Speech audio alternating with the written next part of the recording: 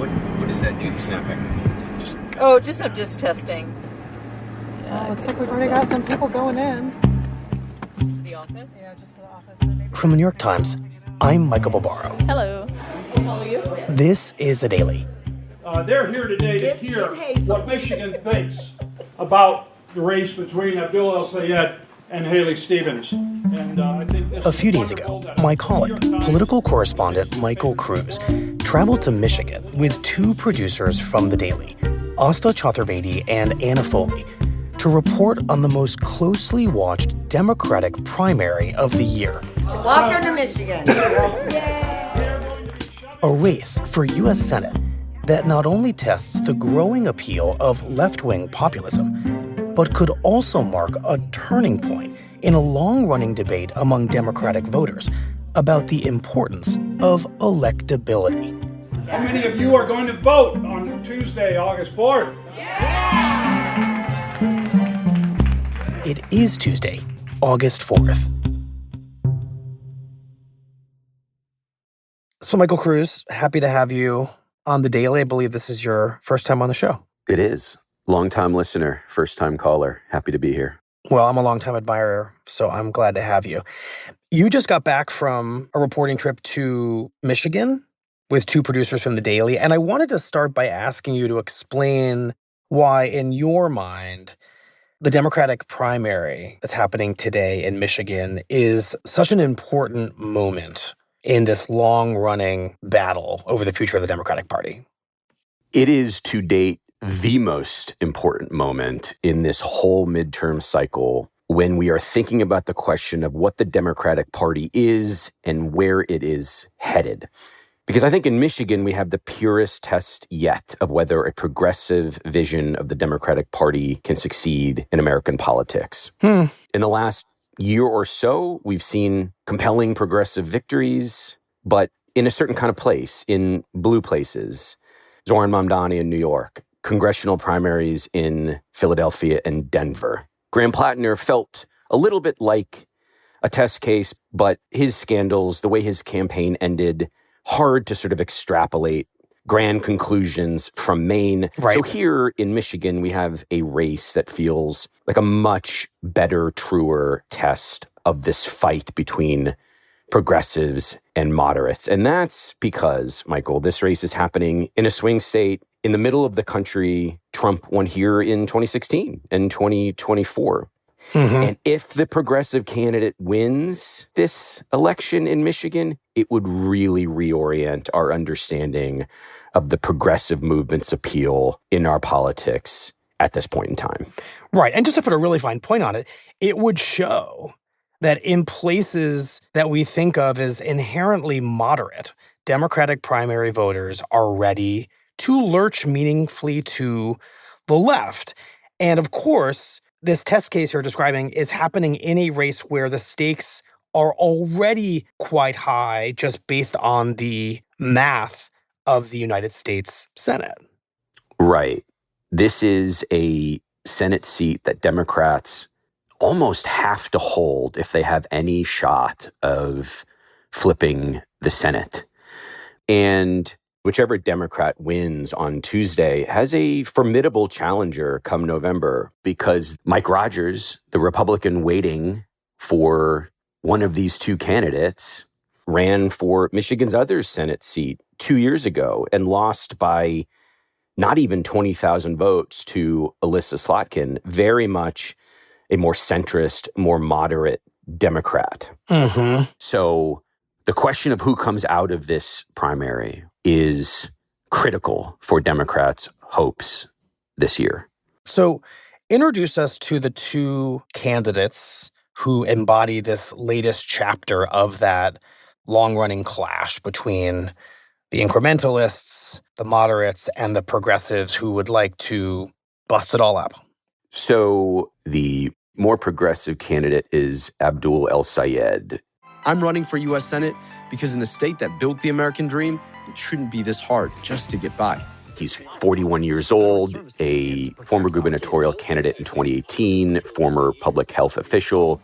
I grew up all American here, became a doctor to help people, and spent my career making government deliver for us. He is running on Medicare for All, anti-Israel platform, wants to cut aid to Israel's efforts in Gaza, keep that taxpayer money here to invest in public infrastructure, public schools. The disease is the corruption of our politics by billionaires and corporations. It's worth noting, though, that he does not call himself a socialist. He's not a member of the DSA, the Democratic Socialists of America, even though he's endorsed by key socialist political figures like Bernie Sanders and Alexandria Ocasio-Cortez. Understood. So that's his platform, but the way his vibe reads is not, say, the stereotypical lefty.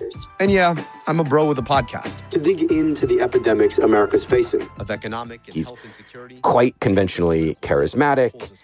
One of his aides in one of our conversations described him to me as Muslim Bruce Springsteen. He lifts weights in his gym in his basement. I spent some time down there earlier this summer working on a profile, watching him do squats and pull-ups. He is not the picture of the nerdy socialist that I think some critics might have. As it gets. I'm Dr. Abdul Al-Sayed, and I'm running for U.S. Senate. Let's go. So tell us about his opponent in this Democratic primary. His opponent is Haley Stevens. I remember being handed the keys to my first car. I'm Haley Stevens, and I bet you do too. A moderate four-term member of Congress.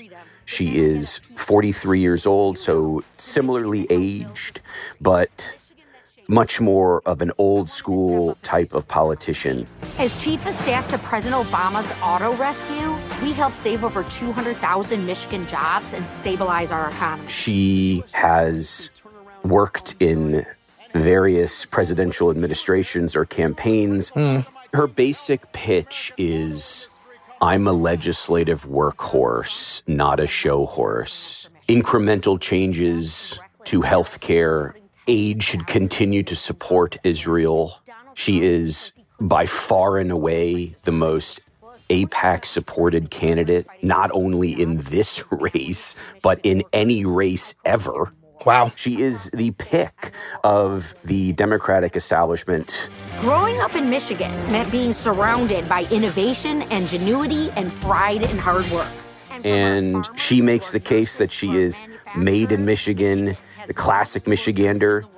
Abdul El-Sayed was born and bred in Michigan, too, but she has this folksy, almost zany way about her. I'm proud of Michigan, and I'll never get tired of saying it. It would be my honor to fight for you in the Senate. So with all that in mind, Michael, tell us about the time that you spent with both of these candidates and campaigns when you were in Michigan. Who was here for their very first time, never canvassed before? Also fantastic. In fact, let's give... So we went to Lansing, the state capital, pretty blue, especially in the part of Lansing we were in, to watch El-Sayed whip up his supporters to go knock on doors around that area. All right, y'all, money out of? Pocket. Money in your? Pocket. Medicare He came out on the stage and did what he always does with his events. Medicare for? Started with a chant of sorts, a call and response. Shouldn't be this hard in the richest, most powerful country in the world to afford to fill up your truck.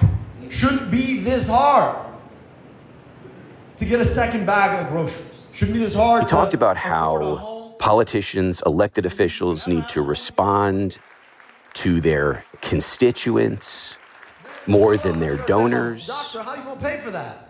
I don't know. Maybe instead of fighting dumbass wars we had no business fighting in the first place, we can keep our money here and start investing in healthcare and basic services here. It sounds like what he's really tapping into here is a profound disaffection with modern politics. No question. Thank you so much for yourself in this world. Let's go work.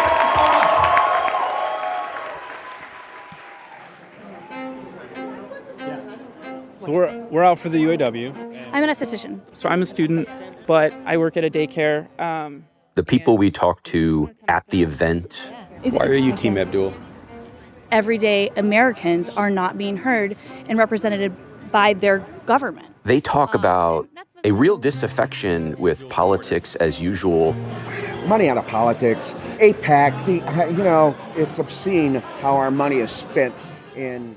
Not being able to live the same lives that their parents did.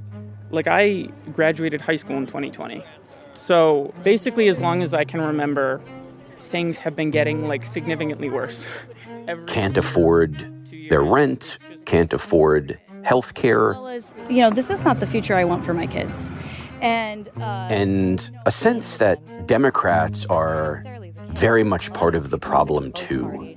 Everybody's sick of this nonsense that we get every election cycle, that we just have to go for the middle of the road, moderate, boring, bland candidate that doesn't stand for anything. And so now, why vote for the same old kind of Democrat that they've voted for before?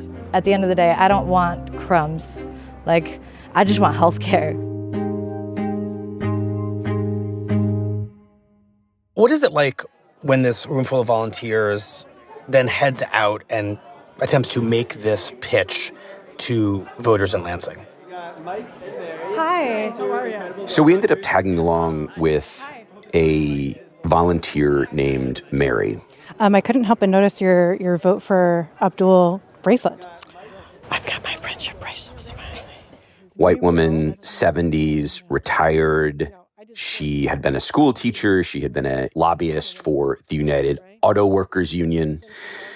She's been active in Democratic politics for decades. Spare you when I went to the nudist colony to talk about healthcare story. Whoa. But I did. I think you got it. She talked to us about efforts at healthcare reform in the 90s, led by then First Lady Hillary Clinton when Bill Clinton was the president.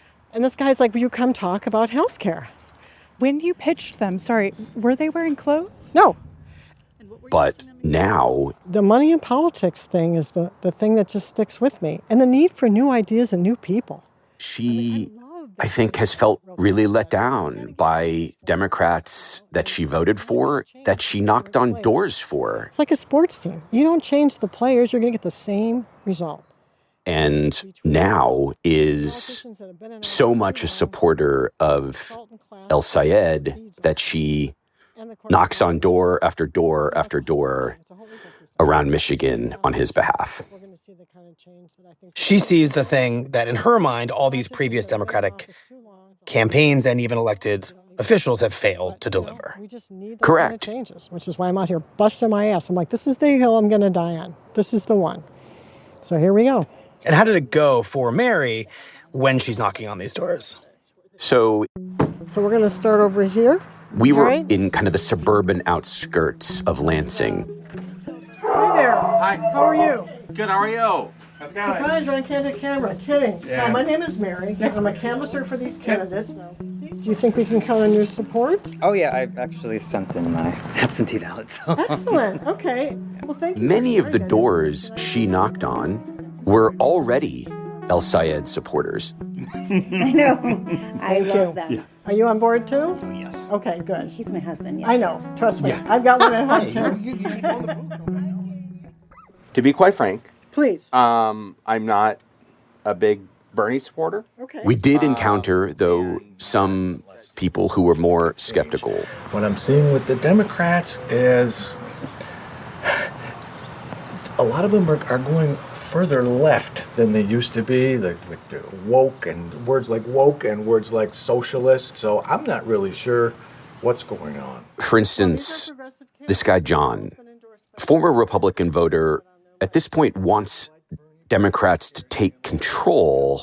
Not sure, though, what kind of Democrat that should be. Well, these are progressive candidates. They've both been endorsed by Bernie Sanders. You'll see that on their lid. I like Bernie, but he scares me a little bit too. He's got a lot of ideas, but I don't know how he expects all those things to be funded. What about Haley Stevens? What's your opinion on her?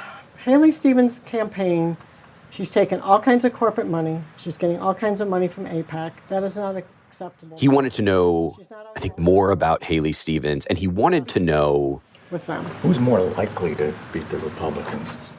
Who would have the better chance to beat the Republican come November after this primary?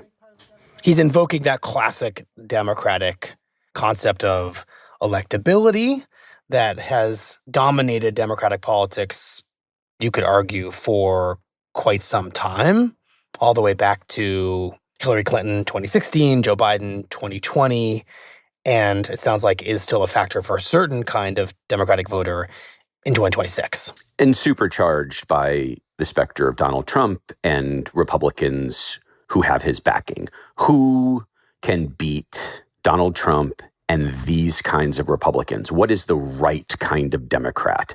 The conventional way of thinking about electability for Democrats, for as long as most people can remember, has been the more centrist, more moderate candidate is the more electable candidate.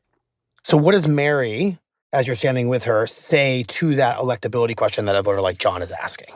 Mary's argument, in essence, is that this is a different moment. Because of the change people want, and they will appeal. A sort of moment that requires a different kind of voting. Vote for the change candidate because this is a change election. Abdul is polling at 80+% in the 18 to 44-year-old demographic. That demographic, if not this year, by 2028, is going to be the biggest voting bloc in this country.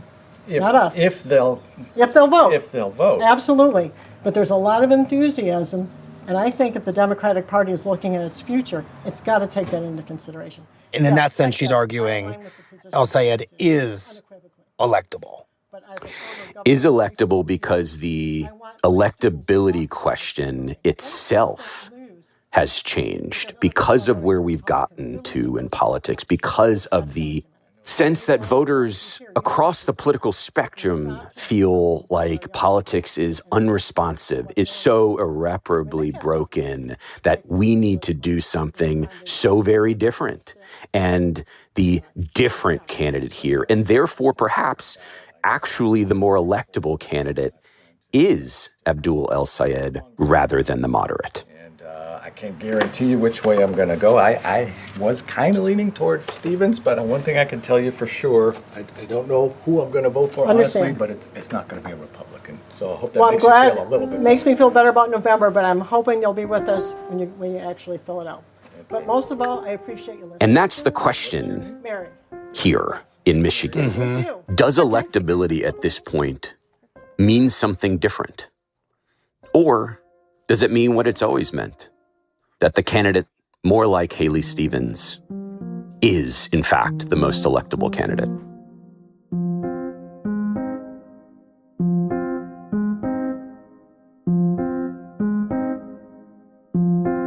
We'll be right back. So, Michael, you next spend time with the campaign of Congresswoman Haley Stevens, the moderate in this race, the traditionally electable candidate in a race like this. Right. We went to see Haley Stevens' canvass kickoff in a suburb of Lansing called Okemos. Could not have been more different than the El-Sayed event. First of all, it wasn't a rally at all. It was at a supporter's house. Well, I got cookies and water in the bathroom, so, I got it all going on. It was barely more than a dozen people. There were more reporters and staffers there than door knockers. Huh. She stepped out of her black SUV. Haley! And a staffer started a Haley chant. How fun. And she did her version of retail politics. We got some big-time people here, like the Blue Brigade! There is no character in politics quite like Haley Stevens. You know what? This argument of ideas, to have real debates, not just on the twit. I call it the twit. That's what I call it. But just corny language. I'm going to stick it to them. All right? Her Michigander accent the way she interacts with people is its own kind of endearing. I think she understands that she is this way and embraces it. And she went into her pitch. And we need honest, dedicated public servants. I'm the workhorse working for you in the halls of Congress. What about lowering the cost of groceries? I actually have a piece of legislation on that. All of which landed on... We're going to win big in November. Absolutely. You know, I mean, and we're going to win. I'm going to beat Mike Rogers. I'm the candidate who can beat Mike Rogers.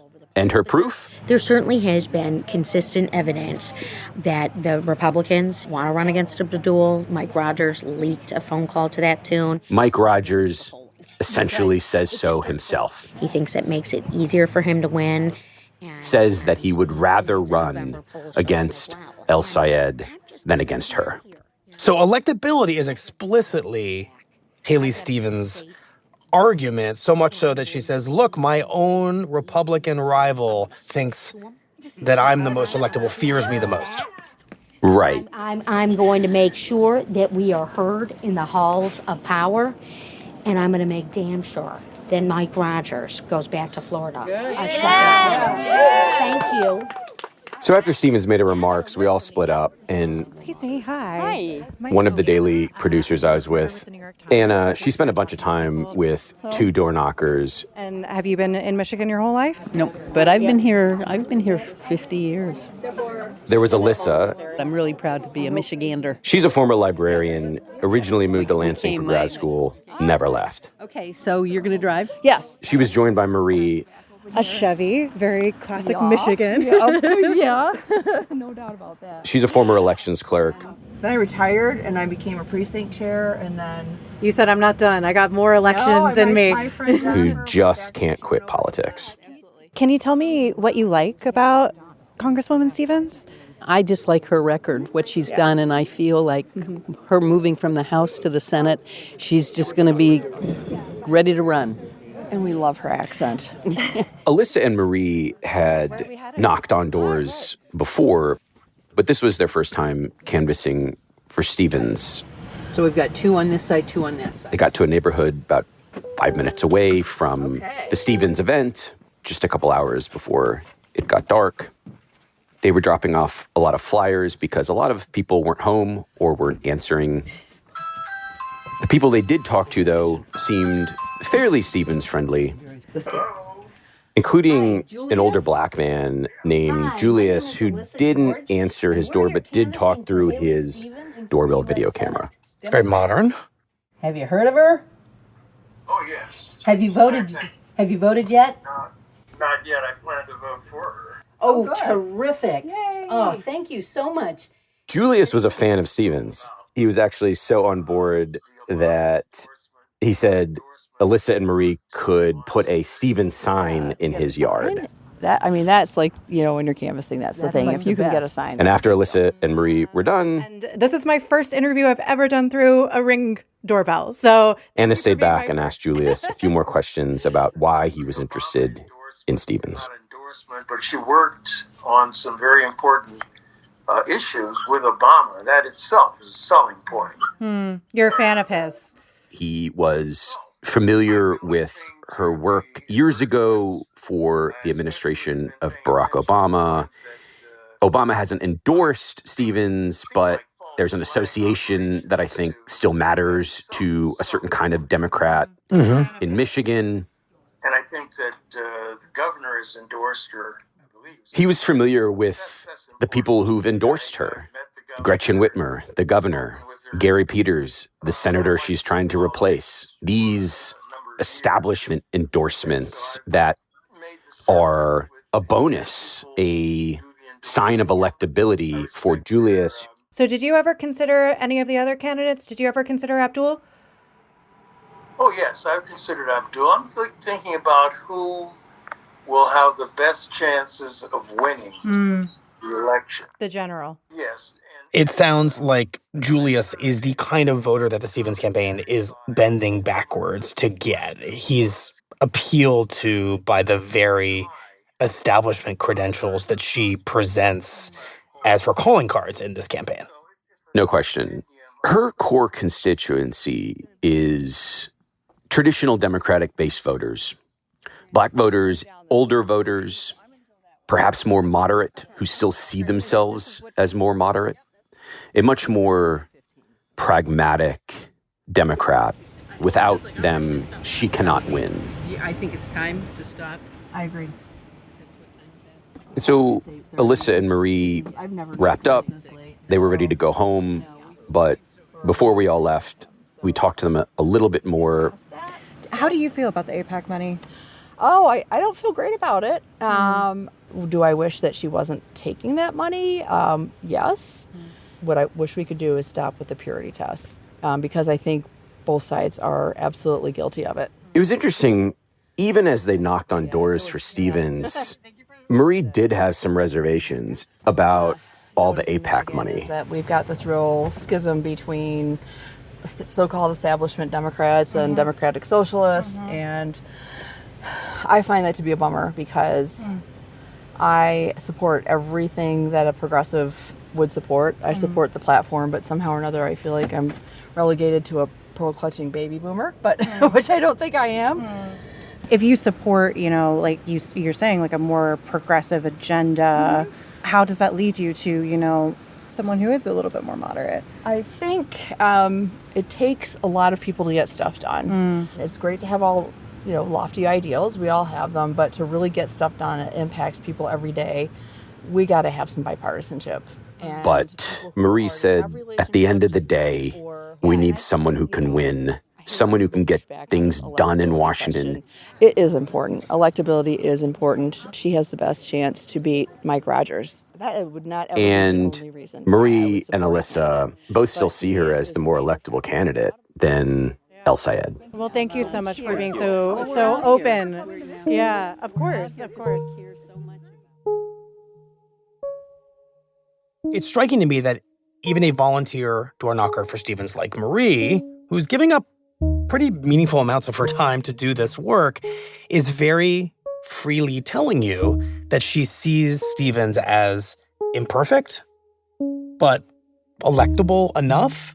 And I guess what she really means is electable against a Republican in the general. Exactly. She's thinking about November more than she's thinking about August. So, Michael, you're describing what feels pretty evidently like an enthusiasm gap between these two events and between these two candidates. What is the polling at this point, right on the heels of the primary, telling us about who's most likely to win? The polls say that he's leading. And of late, over the last couple weeks, the polls say he is pulling away. His margin in a number of these most recent surveys are in double digits. Interesting. These are polls. Polls aren't votes. Polls can be fallible, as we've seen over the years. But, especially of late, polls show the momentum with El Sayed more than Stevens. I have to think, Michael, that somewhat consistent and now at the end of this race growing lead for El Sayed is telling us something about the chances of progressivism in a purple state and also something about this big question of electability. Totally. And here's the thing. If we take polls at face value, it feels like Democratic voters in Michigan are ready to challenge this conventional notion that the more moderate candidate is, by definition, the more electable candidate. And we had a fascinating series of conversations with some El Sayed voters about just this shift or potential shift in a place called Manistee, which is the western part of the state, far more north in the state on Lake Michigan. Dawn? Yeah, nice to meet you. Hi. When we got to the office of the Democratic Party of Manistee County, and you're wearing an Abdul for Senate shirt. I didn't see that yet. Absolutely. So there was no shortage of El Sayed flyers, buttons, political paraphernalia, signs of support for El Sayed. Nothing for Stevens. Is this the Manistee Dems mascot? Yes. One of them. Come on, set that pace so they can see your paws. There was even a poodle named Hazel. She has blue paws. And she was wearing an El Sayed shirt. Amazing. Hazel's for Abdul. Little surprising because we were in a Republican county, a county that is a Trump county. Granted, we were in a small city and a blue municipality, but still not a place where I expected to see so much support for the more progressive of the two Democrats running in this primary. And we wanted to watch people watch a debate between Stevens and El Sayed and talk to them about what they made of the debate. Very good. Former Wayne County Health Director Dr. Abdul Al-Sayed and Congresswoman Haley Stevens. To both of you. So after we watched them watch the debate, I ended up asking them how they were feeling. And electability definitely came up. When people talk about electability, what does it mean to you? What makes a candidate more electable? I know what I think. I think it means about who's more politically connected. That's usually what that sounds like to me. And it's like, I don't care about that. It's who's got a point. Who do I want to lead for me, not who is electable. That's what I think. I feel the opposite. I feel that electability is everything. Because if we don't take the Senate, much less the House, we're screwed. Amen. Yeah. Some of them had this question of electability still front of mind. But some of them had decided that, to some extent, to hell with electability. We always, I've heard of people that go to the polls and they vote for someone because, well, the other person can't get elected. Well, aren't we like chopping ourselves off at the knees? Because if we're assuming someone can't get elected, then we're going to vote for the person that maybe we don't think will be the best one. Mm-hmm. We're selling ourselves short, and we're selling everyone else in Michigan short. We're thinking that we know what other people think, and we don't know. What was so interesting was listening to them get to a place where they're not going to try to play this electability 3D chess and send the person they think can win in November. They're going to pick the person who is speaking to them the most and let the chips fall in the general. Which of these candidates do you think your neighbors, your undecided neighbors, non-voting neighbors, maybe even Republican neighbors, are more likely to vote for Abdul El-Sayed or Haley Stevens? Probably Haley. If the Republicans are coming over, they're probably going to vote for the Republican in sheep's clothing. I mean, some of them even acknowledge that some of their Republican neighbors in Manistee County, some of the more centrist independents they know, might not vote for El Sayed come November should he make it through the primary. But then don't you have to keep the Senate seat? So how do you feel about that, given that? I'm willing to take my chances for a guy that I think honestly has our best interests at heart. But that, at least this time around, would not determine the decision they themselves made in this primary. This is really interesting because these voters seem to be taking things a step further than Mary, that El Sayed volunteer who you were telling us about earlier. What Mary was saying was that she thinks El Sayed is electable. And what these voters are saying is different. They're saying maybe he is electable, maybe he isn't. But either way, we're done even dealing with this electability question in the first place. Right. And this crowd was thinking differently than they were thinking not that long ago in the last decade in how they decided where to put their vote. So, in fact, like I probably considered back, like when Bernie Sanders was running for president way back, I thought he didn't have the electability. And now I wish to hell I would have bought in. We did hear from people who wanted to vote for Bernie Sanders but didn't. And this year, in a way that felt pretty different and new and distinct, they were just going to vote for El Sayed. Screw it. Donald Trump came in 2016. Now, he was not at all a middle ground candidate, but he spoke to people that hadn't voted in years. He wasn't trying to convert other Democrats. He was trying to bring new people into the process. And it worked. He won this county. And Abdul is saying, hey, we need to do something different. And think back to 2016. All of the conventional wisdom up until Election Day that said, surely Donald Trump could not win. But clearly, enough Republicans made him their nominee in 2016, and then just enough people in just enough places, the places that matter the most, made him the president. And perhaps Democrats find themselves now, a decade later, at a similar juncture. We'll be in touch. Thank you. Thank you all so much. I love it. Thanks, guys. Thank you. Bye. It feels like what you and Asthaa and Hannah really saw in Michigan was not just the latest test of whether Democrats want a progressive or a moderate, but a genuinely new approach to this, for Democrats anyway, agonizing question of electability. And that new mindset is that some of these Democrats who are now behind El Sayed have decided to stop talking themselves out of picking the exciting, disruptive candidate for fear that their Republican neighbors won't back them. And instead, they're doing this more Republican thing in the Trump era, and they're just saying, we're going to follow our hearts. We're going to vote for the person we like, and to hell with the consequences. Right. And maybe the consequences include you do get the person you actually want and want with your whole heart.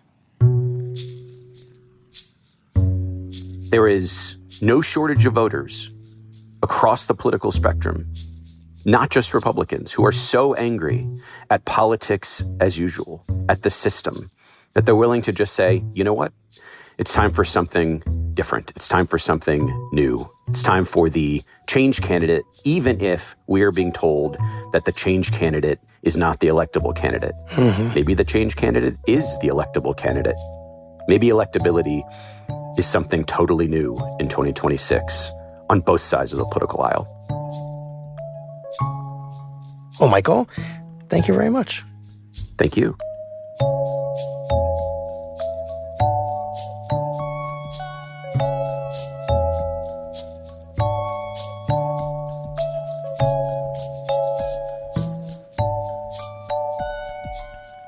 We'll be right back.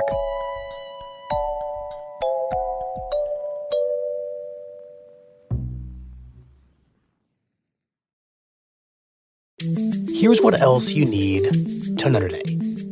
After a rocky start to his confirmation process, President Trump's acting Attorney General, Todd Blanche, won over two crucial Republican holdouts in the U.S. Senate on Monday, paving the way for Blanche to be confirmed by the full Senate as soon as this week. To placate Republican Senators Tom Tillis of North Carolina and John Cornyn of Texas, Blanche provided written assurances of two actions. First, that he had killed off a fund to pay Trump allies who claimed they were unfairly prosecuted by the government. And second, that Blanche had narrowed the scope of a deal to protect Trump, his family, and their businesses from the IRS. But the narrowed IRS deal still prevents the IRS from auditing the previous tax returns of Trump, his two oldest sons, and the Trump Organization, an unprecedented act of self-dealing by the president. And health officials have reported 2 deaths linked to the parasite Cyclospora, which is spread through food contaminated with human feces. Both of the deaths involved people in Michigan with significant underlying health conditions. The deaths come amid the worst outbreak of the parasite in U.S. history. Health officials have confirmed or are investigating more than 18,000 infections across 45 states. Today's episode was produced by Asthaa Chaturvedi, Anna Foley, Eric Krupke, and Claire Tennisgetter. It was edited by Rob Zipko and Rachel Quester, and contains music by Marian Lozano, Alicia Baitub, and Pat McCusker. Our theme music is by Wonderly. This episode was engineered by Alyssa Moxley.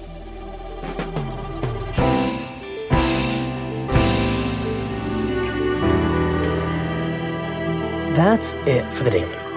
I'm Michael Barbaro. See you tomorrow.